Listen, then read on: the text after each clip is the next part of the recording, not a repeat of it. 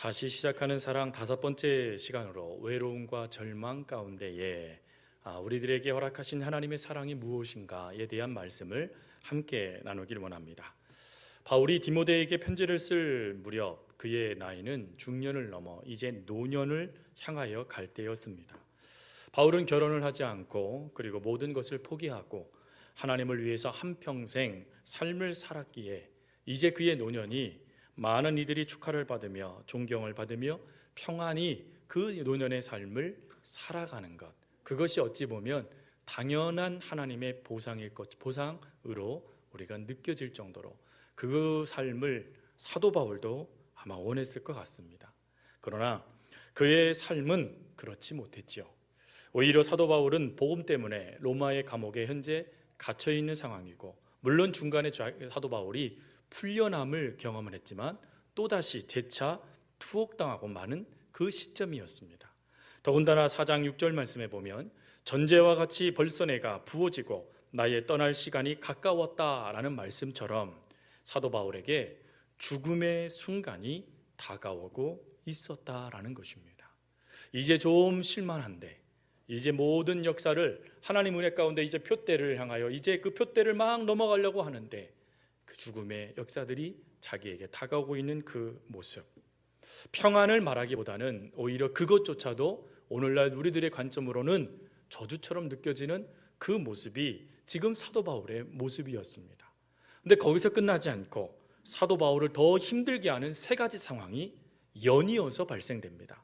첫 번째 상황은 무엇이냐면 혼자 남겨진 상황이었습니다. 바울과 함께 있던 수많은 동역자들이 사도 바울 곁을 떠나가게 되어집니다. 그래서 육신의 아들처럼 여겨졌던 디모데에게 빨리 나에게로 오너라 라는 편지를 쓰는 것이 바로 디모데후서이죠. 그 디모데후서 오늘 본문 앞절 9절부터 12절 말씀에 보면 사도 바울 곁에 있었던 사람들이 어떤 상태에 있었는지를 말씀해 주는데, 데마는 세상을 향하여 가버렸고, 또 그에게 쓰는 갈라디아로 갔고, 디도는 달마디아로 갔고, 또 두기고는 에베소로 가서 지금 자기 곁에는 누가밖에 남지 않은 상태가 되었다라고 사도 바울이 이야기해 줍니다. 사실 사도 바울의 인생 가운데 하나님께서 허락하신 은혜가 있다라면 그것은 동역자의 은혜였습니다. 하나님은 가는 곳곳마다, 심지어 로마 감옥에 갇혀 있을 때조차도 수많은 동역자들을 사도 바울 곁으로 보내주셔서 사도 바울을 위로하고 사도 바울 사역에 힘을 실어주며 함께 그 사역을 나누어 질 수 있는 역사들이 동역자들의 은혜를 통하여서 사도 바울 주변의 모든 역사가 은혜로 귀결될 수 있었습니다.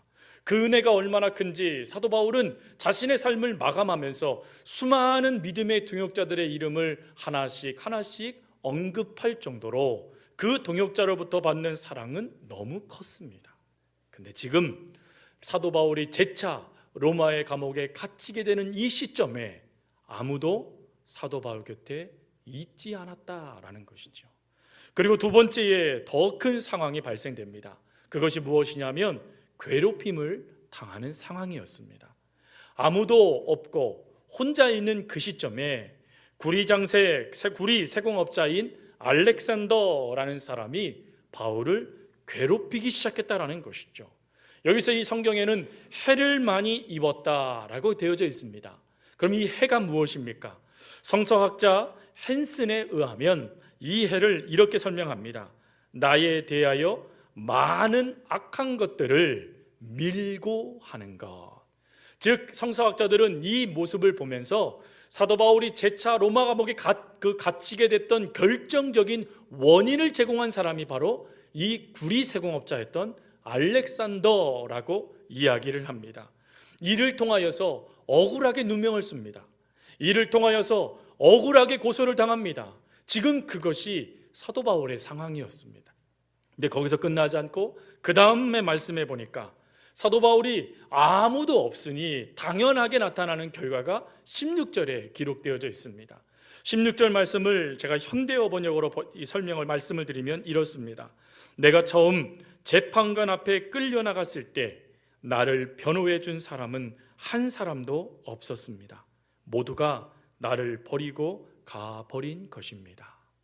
즉 자신이 지금 억울하게 고소를 당하여 밀고를 당하여 재판관 앞에 섰을 때 자신을 향하여 내가 사도 바울을 믿소, 저는 그러지 않은 사람이요 라고 말하며 대변해주고 항변해주고 믿어주고 지지해주는 사람이 지금 사도 바울 곁에 한 사람도 없었다라는 것입니다. 다 떠나가 버린 그와 같은 상황, 이러한 상황, 엎친 데 겹친 격으로 주어지는 이 엄청난 상황과 외로움을 그 속에서 사람들이 이것에 노출되게 되어지면 어떠한 감정적인 모습들이 나타나는가를 연구한 심리학자가 있습니다. 그는 기독교 심리학자인 크레이 앨리슨이라는 심리학자입니다. 그에 의하면 이렇게 우리가 외로움과 절망적인 상황 가운데 노출되기 시작하면 주어지는 세 가지의 감정적인 모습이 있다고 합니다. 첫 번째로는 정서적인 외로움의 감정입니다. 정서적인 외로움의 감정은 무엇이냐면 이제 나밖에 남지 않았어 라고 스스로에게 고백하고 실제로 그것을 믿는 단계를 말하는 겁니다. 여전히 내 곁에 남편이 있고, 여전히 내 곁에 아내가 있고, 여전히 내 곁에 부모가 있고, 여전히 내 곁에 자녀들이 있음에도 불구하고, 심지어 믿음의 형제들도 있고, 또 하나님께서 허락한 수많은 지인들이 있음에도 불구하고 나밖에 남지 않았네 라고 생각하는 감정, 그것이 바로 정서적인 외로움입니다. 그리고 두 번째 연이어서 이 감정과 함께 다가오는 외로움이 있는데 그게 사회적인 외로움이라고 합니다. 사회적인 외로움은 무엇이냐면 한마디로 공허하다라는 것입니다. 수많은 사랑을 받고 있는데, 좋은 음식을 먹고 있고, 여행을 다니고 있고, 또 수많은 사람들과 만나서 이야기를 하고 있는데 마음이요 뻥 뚫린 것처럼 공허하다라고 느끼는 것입니다.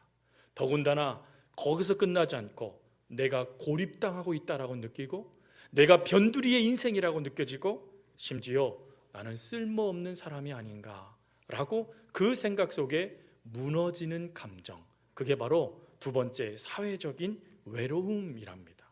근데 여러분, 이런 것보다 더 큰 외로움이 있습니다. 그게 바로 세 번째 외로움으로 실존적 외로움이라고 합니다. 이 실존적 외로움은 무엇이냐면 하나님으로부터 내가 버림받았다라고 느끼는 외로움을 말하는 것입니다. 사랑하는 성도 여러분, 사실 우리들도 이 실존적인 외로움 가운데 사실 많이 노출되게 되죠. 하나님 앞에 간절히 구하고 기도했는데, 하나님 앞에 울부짖으며 무릎을 꿇었는데, 그리고 하나님께 두 손을 들고 하나님 내 손 좀 잡아주세요 라고 하나님께 그렇게 애걸했는데 하나님이요 마치 내 손을 탁 쳐버리는 것처럼 느껴질 때가 있지 않습니까? 또 내가 하나님 앞에 마치 버림받은 것처럼 하나님이 나를 향해 쌀쌀맞게 등 돌린 것 같은 그런 고통 가운데 우리가 놓여질 때가 있지 않습니까? 바로 그 고통, 그 절망, 이러한 외로움이 바로 사도 바울 삶 가운데 지금 한 번에 밀고 들어와 버렸다는 것이죠. 그러면 여러분, 이러한 상황 가운데 나타나는 결정적인 문제가 뭘까? 이 심리학자는 이렇게 말합니다. 절망하는 것이다 라고 말이죠. 외로움에서 끝나지 않고, 버림받았다라고 끝나지 않고 절망하여 무너져 버리는 것이 우리들의 모습이라는 것입니다. 그러면 사도 바울이 절망하고 무너졌습니까? 하나님 앞에 울부짖으며 어떻게 하나님 나에게 이럴 수 있으세요? 라고 그가 울부짖었습니까? 아니요. 그는 성경 곳곳에 수많은 교회에 편지를 쓰면서 한결같이 한 고백이 있습니다. 비록 내가 지금 감옥에 갇혀 있습니다 할지라도, 비록 내가 지금 매를 맞고 있는다 할지라도, 비록 내가 굶주린다 할지라도, 비록 내 몸에 있는 가시가 나를 찌른다 할지라도 나는 여호와로 말미암아 기뻐하노라. 즉 그 절망의 상황 가운데 그는 절망 가운데 무너지지 않고 오히려 기뻐한다라고, 나는 하나님의 은혜를 받고 있다라고 믿음으로 고백하고 실제로 그렇게 살고 있었다라는 것입니다.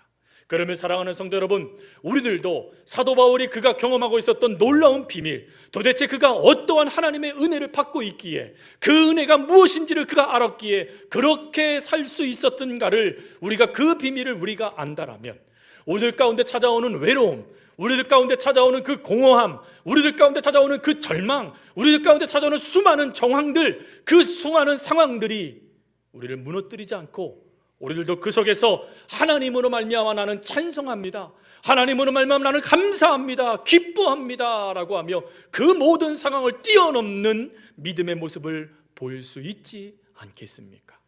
오늘 그것을 하나님께서 오늘 우리들에게 들려주고 싶어 하십니다. 그것이 바로 다섯 번째에 하나님이 다시금 우리 가운데 들려주고 싶어 하시는 사랑의 메시지입니다. 오늘 그 사랑의 메시지는 두 가지입니다. 그 두 가지를 동시에 담은 말씀이 17절 말씀이죠. 우리 17절 말씀 우리 다시 한번 함께 봉독하겠습니다.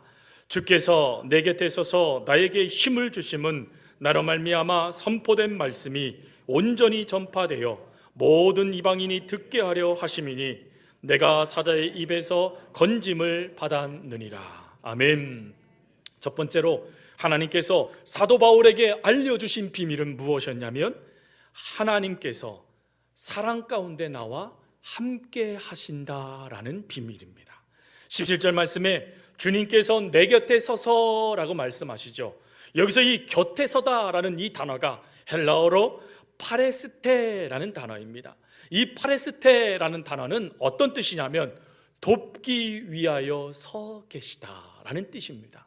즉 우리 하나님께서 사도 바울을 돕기 위하여 서 계심을 사도 바울이 확신했다라는 것이죠. 그러면 이런 확신이 어떻게 나타날 수 있었습니까? 그것은 사도 바울이 복음을 전하는 순간순간마다 하나님께서 그에게 역사하셨던 은혜 때문이었죠. 특별히 사도행전 27장 말씀에 가보면 사도 바울이 복음을 전하다가 로마로 압송당하게 됩니다.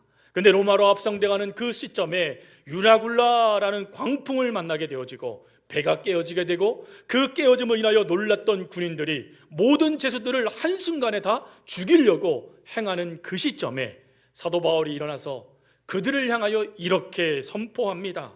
사도행전 27장 23절부터 26절입니다. 내가 속한 바 곧 내가 섬기는 하나님의 사제가 어젯밤 내 곁에 서서 말하되 바울아 두려워하지 말라. 네가 가이사 앞에 서야 하겠고 또 하나님께서 너와 함께 행하는 자를 다 네게 주셨다 하였으니 그러므로 여러분이여 안심하라.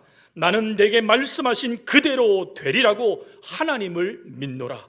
그런즉 우리는 반드시 한 섬에 걸리리라. 여러분 여기에서 중요한 것이 무엇입니까? 하나님을 나는 믿는다는 거예요. 왜 믿을 수 있었을까요?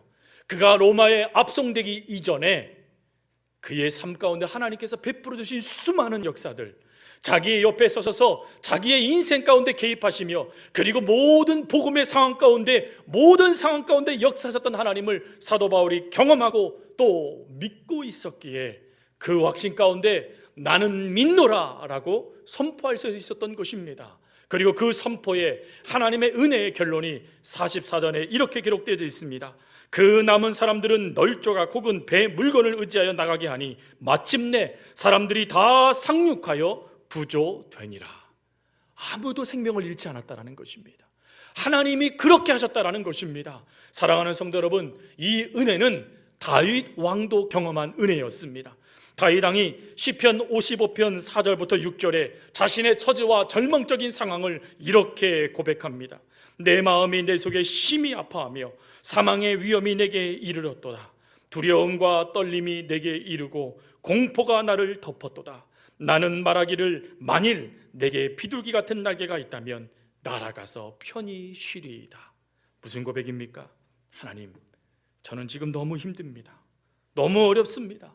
제 힘으로는 도저히 이 모든 상황을 헤쳐나갈 수 없습니다. 그러니 하나님, 차라리 내게 날개를 허락하여 주셔서 훨훨 날아 염려도 없고 걱정도 없고 근심도 없는 곳에서 숨어 좀 편하게 지낼 수 있게 해주세요. 하나님, 저 너무 힘들어요 라고 지금 하나님 앞에 울부짖고 있는 것입니다. 그러면 다윗이 이 울부짖음에 절망하고 그대로 무너졌습니까? 아니요. 55장 마지막 절에 그가 이렇게 말합니다. 내가 주를 의지하리이다. 또한 시편 16편에 그는 이렇게 말합니다. 내가 여호와를 항상 내 앞에 모시며 그가 나의 오른쪽에 계심으로 내가 흔들리지 아니하리로다. 또 시편 23편에 그 위대한 고백을 하지 않습니까? 내가 사망의 음침한 골짜기를 다닐지라도 해를 두려워하지 않을 것은 주께서 나와 함께 하심이라. 주의 지팡이와 막대기가 나를 안위하시나이다. 사랑하는 성도 여러분, 사도 바울에게 늘 그 곁에 계신 이가 누군지를 깨닫게 하신 그 하나님, 다윗에게 일어날 힘과 흔들리지 않는 믿음을 주신 하나님의 이 사랑이, 이 은혜가 바로 오늘 하나님께서 우리들에게도 들려주고 싶어 하시는 사랑이에요. 사도 바울은 이 놀라운 은혜를 로마서 8장 35, 37절에 뭐라고 고백하고 있냐면, 우리를 사랑하시는 이로 말미암아 우리가 넉넉히 이기느니라 라고 고백하고 있습니다. 사랑하는 성도 여러분, 하나님은 여러분들을 사랑하세요. 그리고 여러분들을 사랑하시기에 지금도 여러분 옆에서 도울 것을 찾고 계시는 분이 우리 하나님이십니다. 또한 그것뿐입니까? 파라클레토스, 우리를 도와주시는 성령님께서 우리 속에 내주해 주고 계십니다. 그래서 우리가 무엇을 원하는지, 무엇이 소원하고 있는지, 무엇이 필요한지, 무엇을 소원하고 있는지를 아시는 성령님께서 뭐라고 하신다고요? 친히 간구하시느니라. 우리를 위해서 역사하시는 하나님의 사랑이 저와 여러분 가운데 있다는 것입니다. 이것을 사도 바울은 믿었다라는 것입니다. 오늘 하나님은 저와 여러분 가운데 사랑 가운데 역사하시는 이 하나님을 믿기를 원하십니다. 함께 고백해 볼까요? 사랑의 하나님께서 나와 함께 하십니다. 우리 옆에 분에게 고백하겠습니다. 사랑의 하나님께서 당신과 함께 하십니다. 여러분 이거 믿으십니까? 외로움이 밀고 들어와도, 절망이 밀고 들어와도, 심지어 내가 행하지 않는 일들에 대한 억울함이 밀고 들어와도 하나님이 나와 함께 하시기에, 내 곁에 사랑으로 서 계시기에 나는 흔들리지 않을 수 있습니다. 이 고백이 사도 바울의 고백이고 오늘 우리의 고백이 되기를 하나님은 원하십니다. 그리고 두 번째, 사도 바울이 깨달은 비밀은 무엇이냐? 힘의 근원이신 하나님의 능력을 경험했기 때문입니다. 17절 그 다음 말씀에 주께서 내 곁에 서서 무엇을 주셨습니까? 힘을 주셨다라고 고백하고 있습니다. 여기서 말하는 이 힘을 주시다라는 이 단어가 헬라어로 에네디나모센이라는 단어입니다. 이 에네디나모센이라는 이 단어의 뜻은 어떤 뜻이냐면 능력을 부어주시다라는 뜻입니다. 즉 하나님께서 단지 우리가 무엇이 필요한가를 살피심으로 끝나는 분이 아니시라, 우리에게 닥친 절망과 그 절망의 상황, 외로움과 내적인 외적인 문제들이 그 우리들에게 엄습해 올 때 그 속에서 일어설 수 있는 능력을 부어주시는 분, 그분이 바로 하나님이시다라는 것이죠. 여러분, 사도 바울의 인생은 사실은 고난과 어려움의 연속인 삶이었습니다. 담메색에서 예수님을 믿고 만난 이후로 그가 제자로 부름받은 이후에 소아시아부터 유럽에 이르기까지 복음을 전하는 곳곳마다 물론 교회는 세워졌습니다. 물론 수많은 믿음의 형제들이 세워졌습니다. 예수를 믿는 사람들이 넘쳐나기 시작했습니다. 그러나 그것과 함께 그의 곁에 고난과 박해가 뒤따랐고 심지어 동족으로부터 살해의 위협을 받았으며 굶주렸고 극심한 고통이 날마다 그의 삶에 연속적으로 주어졌다라는 것이죠. 근데 그러한 상황 가운데 사도 바울이요, 빌립보서 4장 10절부터 13절에 너무나 그의 상황과 상관없는, 아니 그의 상황을 뛰어넘는 믿음의 고백을 합니다. 그 고백은 이렇습니다. 내가 주 안에서 크게 기뻐함은 너희가 나를 생각하는 것이 이제 다시 싹이 남이니 너희가 또한 이를 위하여 생각은 하였으나 기회가 없었느니라. 내가 궁핍함으로 말하는 것이 아니라 어떠한 형편에든지 나는 자족하기를 배웠노니 나는 비천에 처할 줄도 알고 풍부에 처할 줄도 알아. 모든 일 곧 배부름과 배고픔과 풍부와 궁핍에도 처할 줄 아는 일체의 비결을 배웠노라. 내게 능력 주시는 자 안에서 내가 모든 것을 할 수 있느니라. 여러분, 어떻게 사도 바울이 이런 놀라운 믿음의 고백을 할 수 있습니까? 그것은 능력의 원천, 나에게 능력을 부어주시는 분이 누구신지를 사도 바울은 분명히 알았기 때문입니다. 근데 여기서 우리가 기억할 것이 있습니다. 내게 능력 주시는 자 안에서 내가 모든 것을 할 수 있다라는 이 말은 소위 내가 하나님의 능력만 받으면 불가능한 것이 없다, 또 하나님의 능력을 내게 하나님 내게 능력을 주세요, 그러면 내가 무엇이든지 이루겠습니다, 아니 이룰 수 있습니다 라는 뜻이 아닙니다.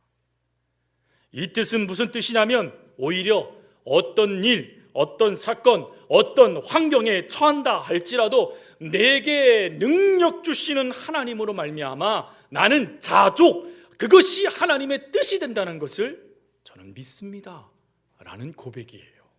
즉 내가 무엇인가 하겠다라고 달려드는 고백이 아니라 하나님께서 나를 통하여 역사하실 수 있으시는 분이십니다 라는 고백이 내게 능력 주는 자 안에서 내가 모든 것을 할 수 있다라는 고백이에요. 여러분, 이 고백은 오늘 우리들이 하는 고백이기도 합니다. 아, 하나님이 하셨네요. 아, 하나님 이러시려고 저에게 역사하셨네요. 아, 이것이 하나님의 뜻이었네요 라고 우리가 깨닫지 않습니까? 바로 그 깨달음 가운데 우리를 이끄시는 능력, 그 능력을 사도 바울이 경험했다라는 거예요. 근데 이 능력이요, 사도 바울에게 무엇을 또한 일으켰냐면 11절과 12절, 빌립보서 4장 11절 12절에 보니까 이렇게 고백해요. 나는 배웠노라 라고 말이죠. 근데 이 배우다라는 단어가 11절의 단어와 12절의 단어의 시제가 달라요. 앞에는 과거형이고 뒤에는 현재형입니다. 무슨 말이에요? 나는 과거에도 그런 은혜를 배웠고 지금도 그 은혜를 배우고 있다라는 뜻입니다. 즉 이 모든 일이 하나님의 능력으로 된다는 것을 하나님, 나는 날마다 배우고 있습니다. 아, 이것이 하나님의 사랑이었다는 것을, 이것이 하나님의 역사였다는 것을, 이것이 주님이 하신 일이었다는 것을 제가 날마다 배우고 있습니다 라는 고백을 하고 있는 거예요. 그러면서 그 고백 가운데 12절에 뭐라고 고백하고 있냐면 싹이 난다라는 고백을 합니다. 여러분, 이 싹이 난다라는 이 표현이 무엇입니까? 그것은 내 안에 복음의 흔적을 가졌다라는 뜻과 같은 뜻이에요. 무슨 말입니까? 모든 상황이 암담한 건 맞습니다. 매를 맞는 건 맞습니다. 감옥에 갇힌 건 맞습니다. 절망의 상황 가운데 처해진 게 맞습니다. 그런데 내가 내 안에 복음의 능력을 주시는 하나님 때문에, 능력을 부어주시는 하나님이 내 안에 계심을 통하여 그 모든 것을 뛰어넘는 믿음의 모습이 내 안에서 나타났다라는 것이에요. 여러분, 이 싹이 난다는 것이 얼마나 큰 은혜인지 모릅니다. 왜요? 그 싹이 우리에게도 나고 있지 않습니까? 예전에는 매일 넘어졌습니다. 예전에는 매일 하나님께 실망했습니다.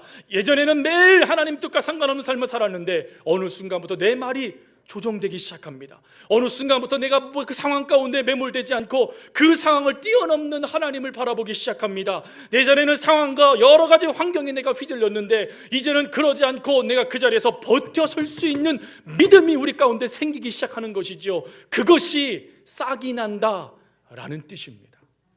여러분, 잊지 마십시오. 사도 바울은 열매를 맺는다라고 말하지 않아요.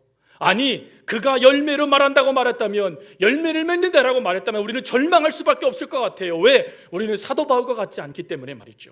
그런데 사도 바울이 싹이 난대요.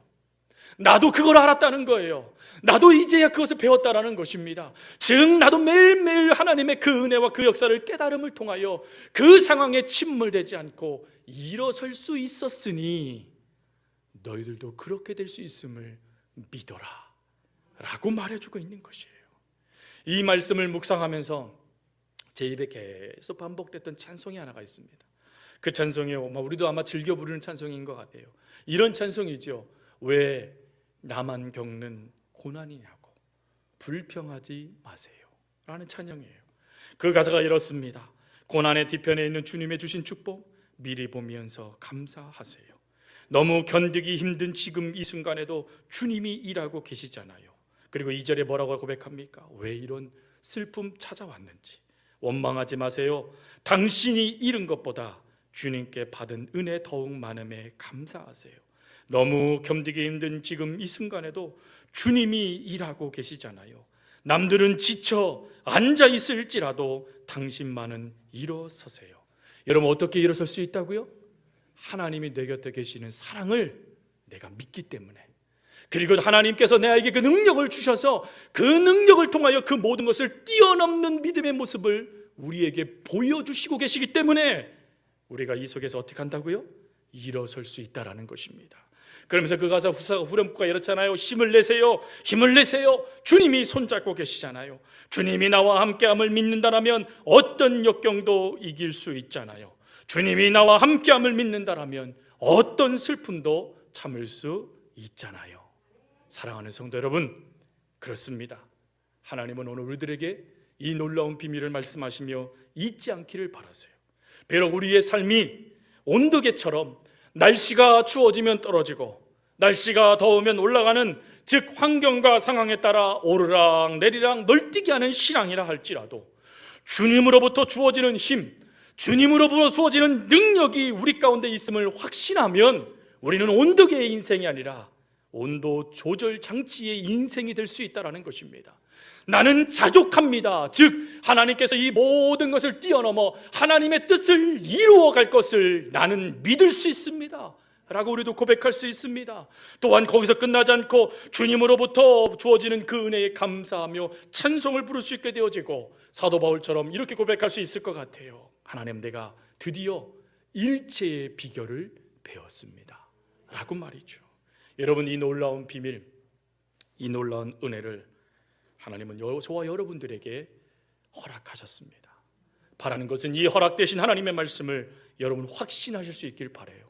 하나님이 여러분을 사랑하심 가운데 지금도 옆에 계셔서 여러분들을 살피고 계심을 믿으시기 바랍니다. 그리고 능력 가운데 그 모든 것을 뛰어넘어 반응하는 그리스도인, 세상이 감당치 못할 하나님의 사람으로 만들어 주신다는 것을 여러분 믿으시기 바랍니다. 우리 하나님 모든 것을 사랑 가운데 이루어 주실 겁니다.